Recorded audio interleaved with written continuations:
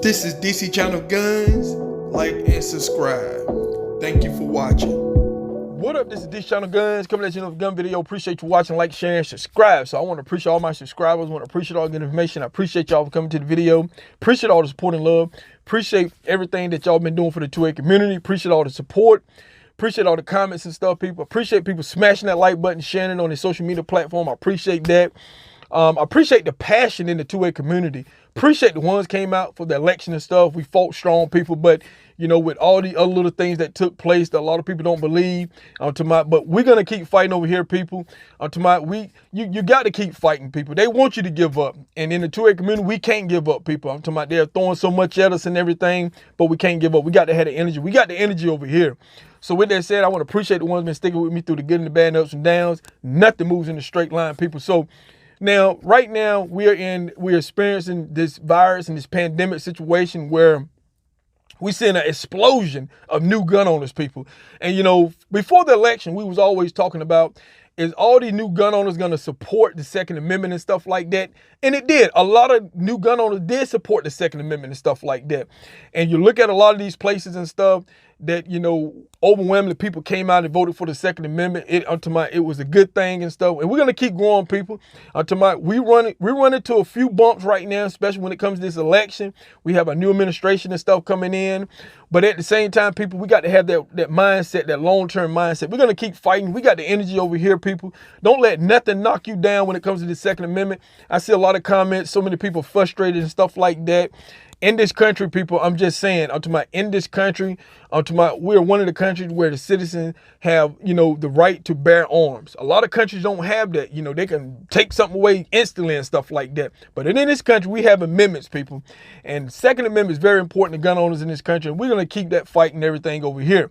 Now, with that said, everybody has firearms, people. Everybody got firearms. Criminal got firearms. Law-abiding citizen got firearms and stuff. When it comes to these gun laws that we're looking at right now, we have politicians who've been in government for decades and decades and decades who pretty much been implementing the same laws on gun owners in this country. The same laws, people. They're not working. We already have laws that work on the books, but they're bringing new laws with new attachment to it. We talked about the red flag laws and stuff like that. We talked about how they're creating stuff like a spiderweb trap. They're creating, especially when it comes to red flag law, they're allowing the citizens, other citizens to infringe on your Second Amendment. You know, your doctors and everybody. I'm talking about, you know, they want people there to go tell on people and everything. They're questioning gun owners' mindset. You got states now want you to go do evaluation and stuff like that. Take a class and all this kind of stuff to own a farm and everything. You know, so with that said, now we're going to have, you know, people who's going to do some bad things when it comes to farms, just like you can do anything. You can do bad things with a hammer or a car, a baseball bat. You know, there's a lot of tools out there people can do bad things with. But when it comes to farms, people and everything, going into 2021, I want people to understand, especially ones that just came in, don't get frustrated, overwhelmed and stuff. The 2A community, we've been fighting this for a long time. We've seen the breakdowns of our organizations and stuff. We're seeing the breakdowns of farm accessories and parts and stuff like that. They're putting everything in the spotlight. We're not going to have a whole lot of help when it comes to the media, when it comes to farms and stuff. They've been against gun owners for a long time. Everything is not going in the favor of the law-abiding citizen in this country. But we have a lot of citizens who have that mindset that we're going to continue to fight. That is the only way, people. That's how they fought in the past to preserve the Second Amendment for us. The future, you know, we're going to have to do that for the future generation. That's why I always talk about that. And it's not going to be easy. So, you know, there's going to be a lot of information and stuff out there. But I want to really stress, when you buy a firearm, people, it's the mindset. One thing about the mindset is that, you know, a lot of people don't understand. A farm is a big responsibility. And, you know, you having people buying farms and stuff like that. But when you buy a farm, you have to look at everything when you purchase that farm. You have to look at, you know, I'm going to lock this farm up. I'm going to keep this farm from being, you know, pretty much, you know, someone else that's not authorized to use it. I'm going to keep it from them. I'm going to lock it up. I'm going to do all kinds of stuff. Also, if I'm going to carry this farm, I'm going to carry this farm intent. I'm going to keep it in my possession, my control. I'm going to take all the safety risks and stuff like that. Get me a proper holster. Get me a holster where nobody can take it from me. Have it where I can be in secure possession of this firearm. Make sure I get a proper holster so I'm not carrying in a way that can injure me or injure somebody else. Firearm discharge is up through the roof. I've been seeing many articles in retail stores, in the parking lot, or, it went off somewhere. I'm talking about in somebody's home and stuff like that. Shoot through the wall of the apartment or home and stuff. You got neighbors and stuff around you.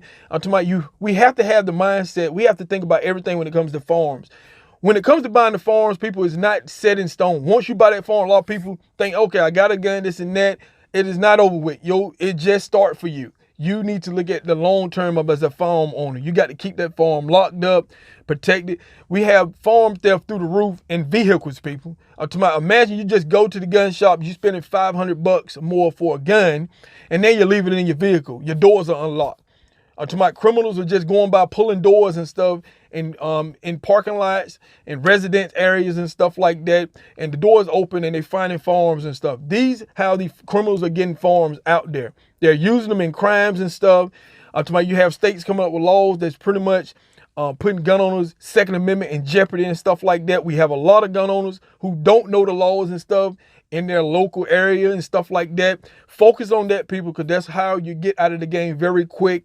You have so many gun owners who have bought a firearm and stuff and think, hey, they got their own rules. That doesn't work like that. Doesn't work like that in court. No matter what you hear all over the internet and stuff like that, look at your local laws and look at your situation.